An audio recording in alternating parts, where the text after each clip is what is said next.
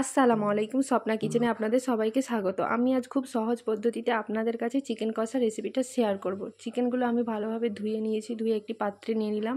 তারপর 3 টেবিল চামচ নুন, 2 টেবিল চামচ লঙ্কা গুঁড়ো, 2 টেবিল চামচ হলুদ গুঁড়ো,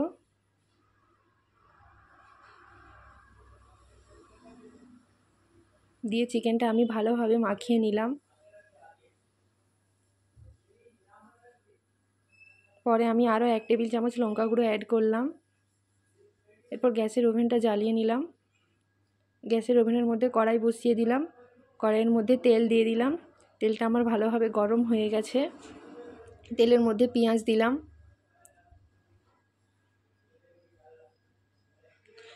তারপরে ফোড়ন হিসাবে দিলাম তেজপাতা,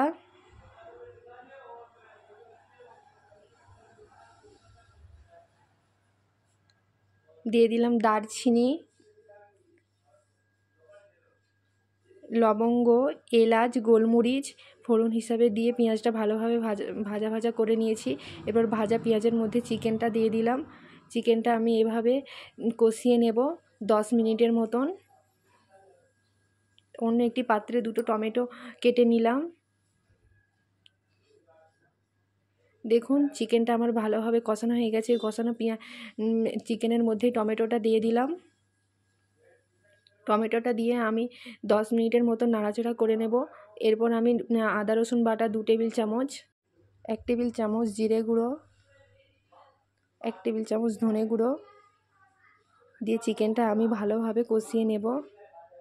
নাড়াচাড়া করে ভালোভাবে কষিয়ে নেব। একটু জল অ্যাড করলাম। 10 মিনিটের মতন আমি কষিয়ে নিলাম। দেখুন 10 মিনিট পর এর মধ্যে আমি চিকেন মশলা অ্যাড করলাম। আমি এভারেস্টে চিকেন মশলা অ্যাড করলাম। তারপর চিকেনটা আমি আরও একবার ভালোভাবে কষিয়ে নেব। দেখুন চিকেন কষানো আমার হয়ে গেছে। চিকেনটা আমি একটি পাত্রে সার্ভ করে নিলাম।